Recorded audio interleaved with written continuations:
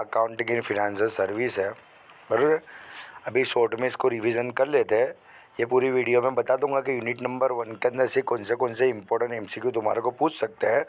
सब चीज़ A to Z complete करवाइए गई, खाली शॉर्ट रिवीजन देख लेते हैं, ठीक है।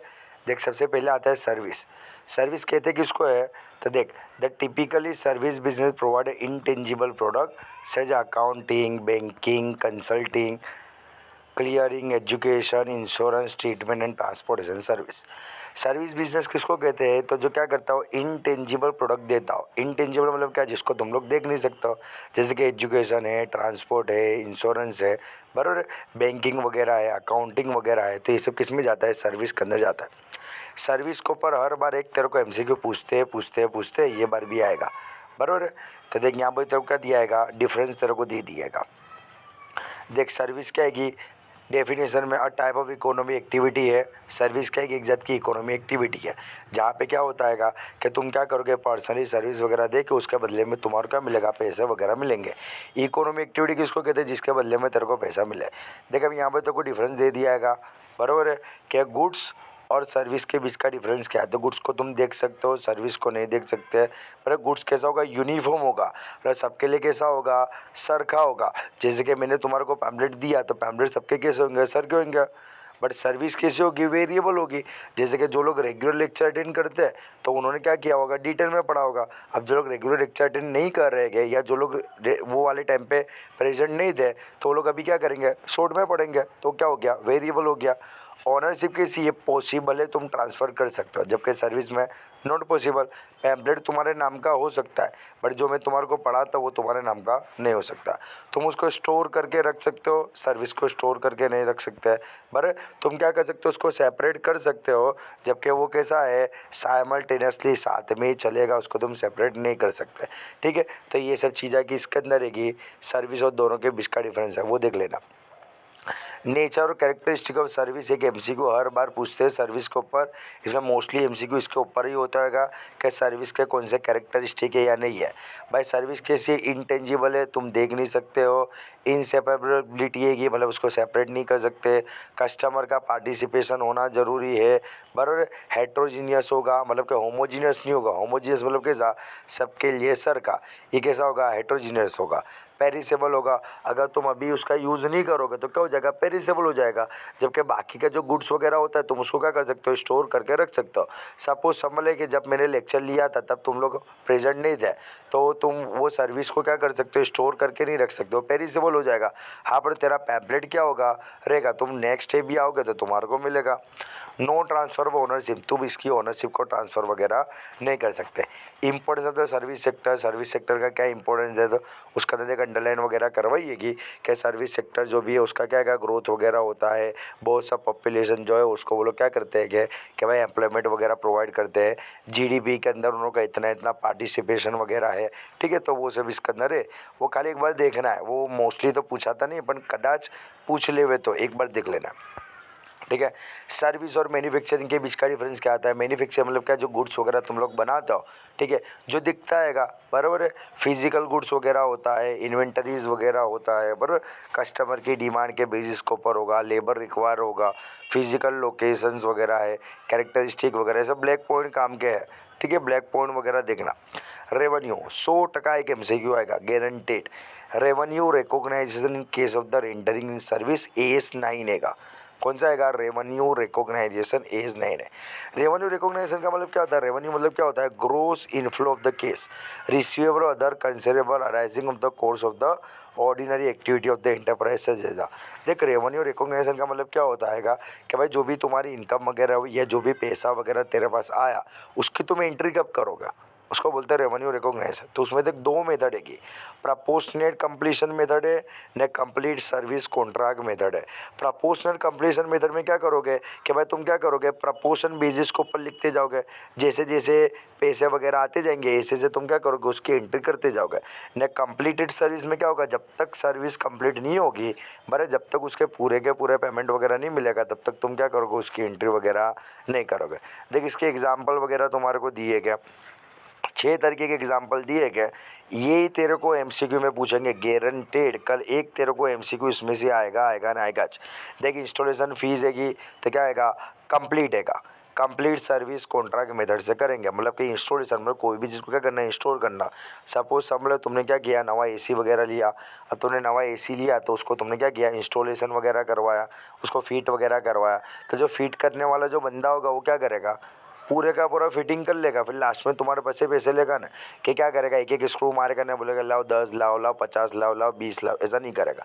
ठीक है, कंप्लीट सर्विस हो गई तो करेगा। इंश्योरेंस एजेंसी भी कंप्लीट, मीडिया कमीशन कंप्लीट। देख अब ध्यान से सुनियो, ट्यूशन फी कैसी हैगी, तो वह प्रपोर्शनेट बेसिस के ऊपर है। ट्यूशन फी कैसी जाएगी, प्रपोर्शनेट बेसिस के ऊपर जाएगी। कैसा होता है अपना वहाँ इंस्टॉलमेंट सिस्टम होता है ना, पर ऐसा थोड़ी होता है पहले दिन आए तो लाओ पूरे के पूरे पैसे दो, या तो फिर ऐसा नहीं होता कि छेल्ले दिन पूरे के पूरे पैसे देना। प्रपोर्शनेट बेसिस होता है।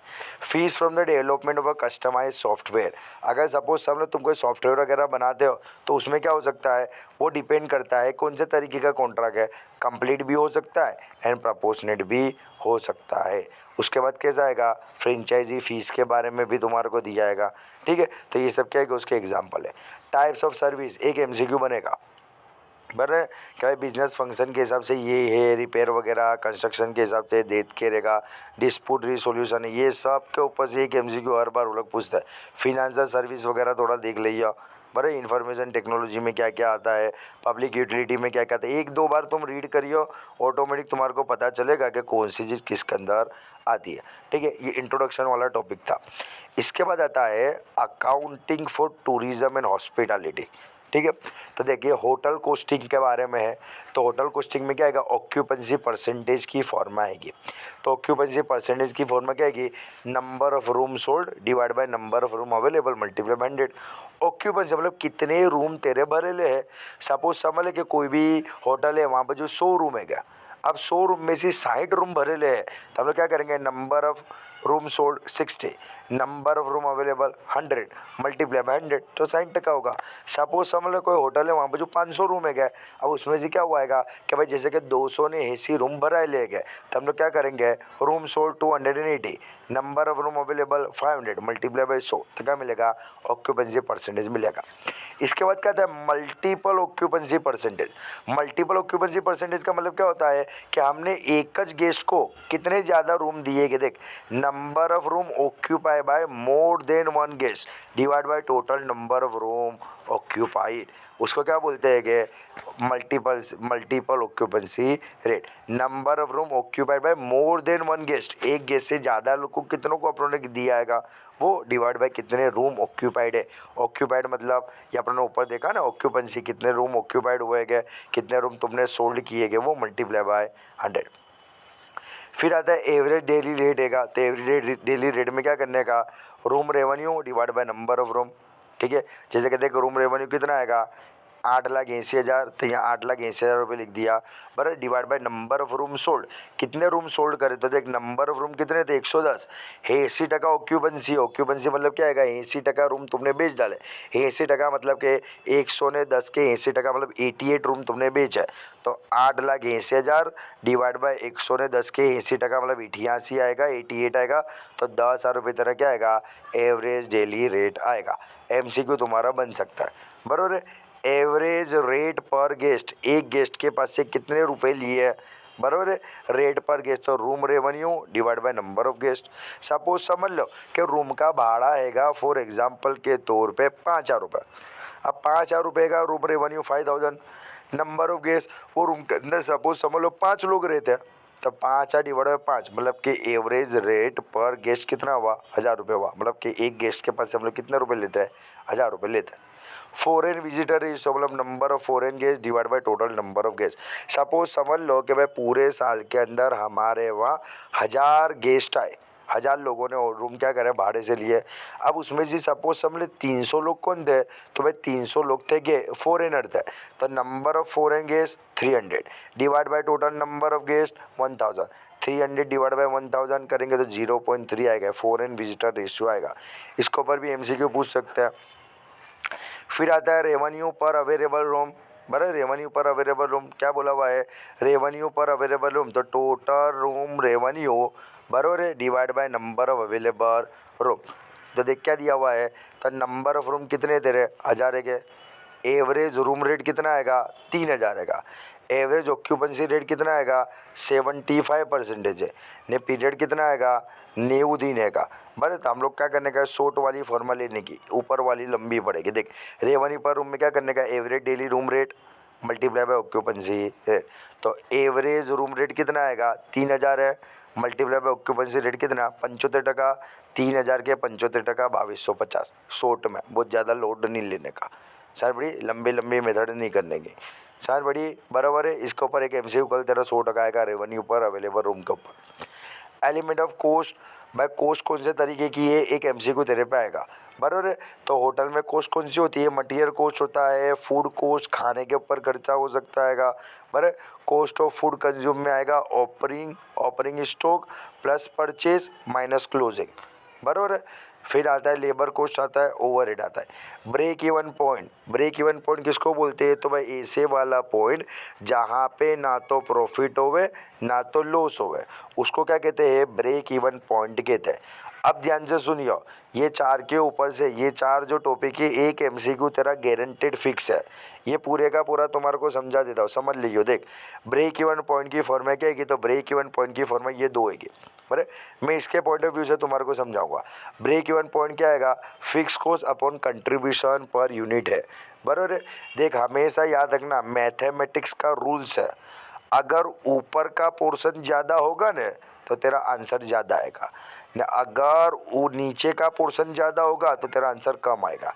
कैसे याद रखने का, तो ऊपर का पोर्शन फिक्स कॉस्ट ज़्यादा होगा तो ब्रेक इवन पॉइंट ज़्यादा, न अगर कंट्रीब्यूशन पर यूनिट ज़्यादा होगा तो ब्रेक इवन पॉइंट कम। ये कॉन्सेप्ट दिमाग में रखिए। अच्छा कंट्रीब्यूशन आएगा किस तरीके से, तो तुम करोगे क्या, सेल्स में से वेरिएबल कॉस्ट को माइनस करोगे तो कंट्रीब्यूशन मिलेगा, वो कंट्रीब्यूशन में से फिक्स कॉस्ट माइनस करेंगे तो क्या मिलेगा, प्रॉफिट मिलेगा। शायद बड़ी सेल्स में से वेरिएबल कॉस्ट माइनस करेंगे तो कंट्रीब्यूशन मिलेगा बराबर है। सिंपल सा लॉजिक याद रखना, क्या याद रखने का, अगर फिक्स कॉस्ट ज़्यादा तो ब्रेक इवन पॉइंट ज़्यादा, ना कंट्रीब्यूशन ज़्यादा तो ब्रेक इवन पॉइंट कम। देख सबसे पहले नंबर पे क्या बोला हुआ है, चेंज इन फिक्स कॉस्ट, अगर फिक्स कॉस्ट ज़्यादा होगी तो ब्रेक इवन पॉइंट ज़्यादा, ने फिक्स कॉस्ट कम होगी तो ब्रेक इवन पॉइंट कम। शॉर्ट में ऊपर वाले के साथ इसका रिलेशन डायरेक्ट होगा, नीचे वाले के साथ रिलेशन कैसा होगा, अपोजिट होगा। फिक्स कॉस्ट बढ़ेगी ब्रेक इवन पॉइंट बढ़ेगा, फिक्स कॉस्ट कम होगी ब्रेक इवन पॉइंट कम होगा। देख break even point is directly affected by the fixed cost, other thing remains same, an increase in fixed cost will increase break even point and decrease in fixed cost will decrease in break even point बराबर है। Fix cost बढ़ेगी तो क्या होगा, break even भी बढ़ेगा, fix cost कम होगी तो ब्रेक इवन भी क्या होगा, कम होगा। नेक्स्ट आता है वेरिएबल कॉस्ट, सुनियो ध्यान से। देख अगर सेल्स में से वेरिएबल कॉस्ट में माइनस करूंगा तो क्या मिलेगा, कंट्रीब्यूशन मिलेगा। अगर मैं सेल्स में से वेरिएबल को ज़्यादा माइनस करूंगा तो कंट्रीब्यूशन मेरा कैसा आएगा, कम आएगा, क्योंकि वेरिएबल को ज़्यादा जाएगी ना बराबर। जैसे कि 100 रुपये है, अब 100 में से मैं 50 माइनस करूंगा तो आंसर मेरा कंट्रीब्यूशन का कितना आएगा, 50 आएगा। पर 100 में से अगर मैं 70 माइनस करूंगा तो कंट्रीब्यूशन मेरा कैसा आएगा, 30 आएगा ना। ज़्यादा वेरिएबल कॉस्ट माइनस करूंगा तो कंट्रीब्यूशन पर यूनिट कैसा आएगा, कम आएगा। कंट्रीब्यूशन पर यूनिट अगर मेरा कम आएगा इसका मतलब फिक्स कॉस्ट ज़्यादा होगी, फिक्स कॉस्ट ज़्यादा होगी मतलब ब्रेक इवन पॉइंट मेरा कैसा होगा, ज़्यादा होगा। कंट्रीब्यूशन ज़्यादा आवे तो ब्रेक इवन पॉइंट कम, न कंट्रीब्यूशन कम आवे तो ब्रेक इवन पॉइंट ज़्यादा। शायद बड़ी तो देख क्या दिया हुआ है, वेरिएबल कॉस्ट इज अ मोर, अगर वेरिएबल कॉस्ट कैसी होगी, ज़्यादा होगी, ब्रेक इवन यहाँ से other thing remain the same, increase in variable cost will increase in break even point. बराबर क्या होगा, वेरिएबल कॉस्ट बढ़ेगी तो ब्रेक इवन पॉइंट बढ़ेगा। क्यों, क्योंकि वेरिएबल कॉस्ट बढ़ेगी मतलब कंट्रीब्यूशन कैसा होगा, कम होगा। कंट्रीब्यूशन कम होगा मतलब ब्रेक इवन पॉइंट बढ़ेगा, न कंट्रीब्यूशन बढ़ेगा तो ब्रेक इवन पॉइंट कम होगा। उसी तरीके से सेलिंग प्राइस के बारे में बोला है बराबर। अगर तेरी क्या होगी, सेलिंग प्राइस बढ़ेगी, देख सेलिंग प्राइस बढ़ेगी, 100 रुपये के बदले 120 हो गए, 120 में से 50 जाएगा तो कंट्रीब्यूशन कैसा हो जाएगा, 70, मतलब सेलिंग प्राइस बढ़ेगी तो कंट्रीब्यूशन क्या होगा तेरा बढ़ेगा। कंट्रीब्यूशन बढ़ेगा मतलब ब्रेक इवन पॉइंट क्या हो जाएगा, कम हो जाएगा। ने कंट्रीब्यूशन तेरा अलग, सेलिंग प्राइस तेरी कम होगी मतलब कंट्रीब्यूशन कम होगा, कंट्रीब्यूशन कम होगा मतलब ब्रेक इवन पॉइंट क्या होगा, बढ़ जाएगा। Other thing remain same, increasing selling price will reduce the break even point. देख सेलिंग प्राइस बढ़ेगी तो कंट्रीब्यूशन बढ़ेगा, ने कंट्रीब्यूशन बढ़ेगा तो ब्रेक इवन पॉइंट कम होगा। ने अगर सेलिंग प्राइस कम होगी कंट्रीब्यूशन कम होगा, कंट्रीब्यूशन कम होगा मतलब ब्रेक इवन पॉइंट बढ़ेगा। सिंपल सा लॉजिक है, ऊपर वाले के साथ डायरेक्ट रिलेशन, नीचे वाले के साथ इनडायरेक्ट रिलेशन होगा। नहीं change in volume of production, अगर तेरा प्रोडक्शन का वॉल्यूम बढ़ेगा तो प्रोडक्शन का वॉल्यूम बढ़ेगा, इसका मतलब फिक्स कॉस्ट कैसी होगी तेरी, इंक्रीज होगी। It will be increase the break even point. बराबर है। देख एक चीज़ याद रख, सीधा सा सिंपल याद करवा देता हूँ, फिक्स कॉस्ट, वेरिएबल कॉस्ट ने ये जो भी है ना चेंज इन वॉल्यूम, तीनों का डायरेक्ट रिलेशन है। फिक्स कॉस्ट बढ़ेगी ब्रेक इवन पॉइंट बढ़ेगा, पर वेरिएबल कॉस्ट बढ़ेगी ब्रेक इवन पॉइंट बढ़ेगा। वॉल्यूम ऑफ प्रोडक्शन बढ़ेगा ब्रेक इवन पॉइंट बढ़ेगा। फिक्स कॉस्ट कम होगी ब्रेक इवन पॉइंट कम, वेरिएबल कॉस्ट कम ब्रेक इवन पॉइंट कम, ने ये वॉल्यूम कम तो ब्रेक इवन पॉइंट कम। ने चेंज इन सेलिंग प्राइस का अपोजिट याद रखने का, मतलब कि सेलिंग प्राइस बढ़ेगी तो ब्रेक इवन पॉइंट कम होगा, ने सेलिंग प्राइस तेरी कम होगी तो ब्रेक इवन पॉइंट तेरा क्या होगा, बढ़ेगा। एक तेरा एमसीक्यू कल इसके ऊपर फिक्स हैगा। बराबर है। इसके बाद देखिए होटल कोस्टिंग का एक सम्स हैगा। बराबर है। सीधा सा सिंपल वाला सम है, एक सम्स करवा देता हूँ। देख क्या दिया है, hotel highway arrange A special function for 100 guest. 100 लोगों का क्या करते हैं वो लोग, अरेंजमेंट करते हैं। The food cost will be 225 पर हेड। 225 रुपये क्या होती है, फूड कॉस्ट होती है, खाने का खर्चा 225 रुपये एक जन का। तो 100 जन का कितना होगा, 225 इंटू 100, 22,500। एक्स्ट्रा के स्टाफ को लगाया उसका 2500 का खर्चा हुआ, 22,500 प्लस 2500 मतलब खर्चा कितना हुआ, 25,000 रुपये का खर्चा हुआ। अब आगे क्या कहते हैं, मैनेजमेंट को क्या चाहिए, 20% sales to a cover overhead. Overhead के 20% है, प्रॉफिट के कितने टका है, 10% है। ध्यान से सुनियो, 20% इसके 10% इसके, टोटल वे कितने, 30% हुआ। पर टोटल टका होते कितने हैं, 100%। 100 में से 30 गए, बचे कितने हैं, 70% बचे। अब देख अपना ऊपर खर्चा ऑलरेडी कितना हो चुका है, 225 इंटू 100, 22,500 प्लस 2500, टोटल हुआ कितना, 25,000 हुआ। मतलब 25,000 के पीछे कितने टका, 70%। बराबर, 70% कैसा है, 20% इसका है, 10% इसका है, तो 30% तो ये लोग के बाकी है ना।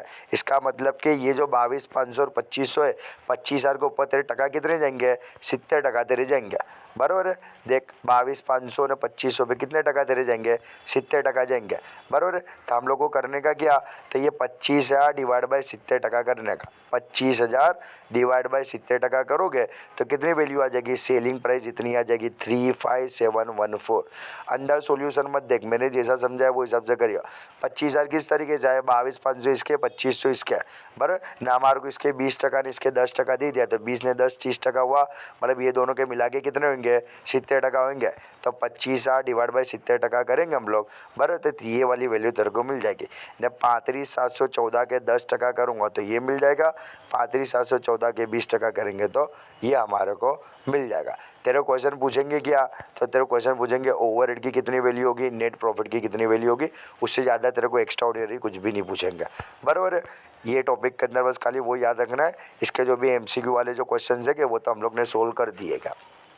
बराबर। फिर आता है तेरा accounting for tourism and hospitality service के ऊपर हैगा। इसका 15 मार्क का जो सम्स हम लोग ने किया था। बराबर है। इसके अंदर देख क्या दिया आएगा, ये सब इंट्रोडक्शन वगैरह दिया आएगा, खाली एक बार देख लेना है, वो इतना ज़्यादा इंपॉर्टेंट नहीं है। टूरिज़्म इन इंडिया, ये मोस्ट IMP, ये 100% तेरे को कल एक MCQ इसके ऊपर आएगा ना आएगा। बराबर है। कि इंडिया के अंदर क्या क्या टूरिज़्म हैगा, ये सब चीज़ों का टूरिज़्म इंडिया के अंदर है। बराबर, ये एक बार खाली रीड कर लेना। देख इसके बाद क्या बोला हुआ है, ये भी तेरे को पूछ सकते हैं, इसका फुल फॉर्म याद रखिए, meeting, incentive, convention and exhibitions. बड़े ये सब मोस्टली जाते तुम्हारे को रीड वगैरह करवा दिए कि टीक वगैरह करवा दिएगा। उसके साथ साथ कि भाई वर्ल्ड क्लास टूरिज्म के लिए गवर्नमेंट ने कौन से प्लान वगैरह लॉन्च किए, स्वदेश वाला जो भी है दर्शन वो कौन सी डेट पे लॉन्च किया था, प्रसाद का फुल फॉर्म क्या होता है, कब लॉन्च वगैरह किया था, बस वही खाली देखना हैगा। बराबर, होटल इंडस्ट्री इंडिया के अंदर किस किस तरीके की इंडस्ट्रीज़ वगैरह है। बराबर, फिर यहाँ पर जो एक वो हैगा, सबसे पहली जो भी होटल वगैरह कौन सी थी, कौन सी है, the word hotel is a drive from the French hotel.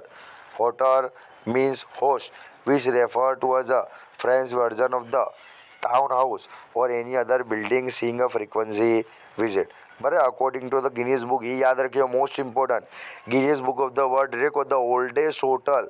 बराबर है, ये ओल्डेस्ट होटल का नाम याद रखिए, ये तुम्हारे को पूछते हैं क्या। बराबर, उसके साथ साथ क्या क्या पूछते हैं क्या। हाँ, तो ये सबसे इंपॉर्टेंट एक एमसीक्यू आएगा, general classification of a hotel based on the standard के हिसाब से 5 स्टार 3 स्टार 2 स्टार वगैरह आता है ना, वो बेस्ड ऑन नेचर पे, तो हेरिटेज हैगी, बीच होटल हैगी, बराबर, वो सब जो भी हैगा, वाइड रिसोर्ट वगैरह है वो सब ने, बेस्ड ऑन द टेरिफ के हिसाब से बजटेड, इकोनॉमी, लग्जरीज, बराबर, वो सब आता है। एक एमसीक्यू इसके ऊपर 100% आएगा। फिर आता है डिफरेंट डिपार्टमेंट इन होटल के कौन से डिपार्टमेंट होते हैं, तो फ्रूट ने ब्रेवरेज डिपार्टमेंट जहाँ पे खाना वगैरह बनता है, फ्रंट ऑफिस जहाँ पे तुम क्या कर सकते हो, चेक इन कर सकते हो, चेकआउट वगैरह कर सकते हो। पर ये सब, ये फ्रंट ऑफिस वाला तो तेरे को मोस्टली पूछते हैं इस control room which deal with the guest reservation registration वगैरह, ठीक है, सब डिटेल में करवाए।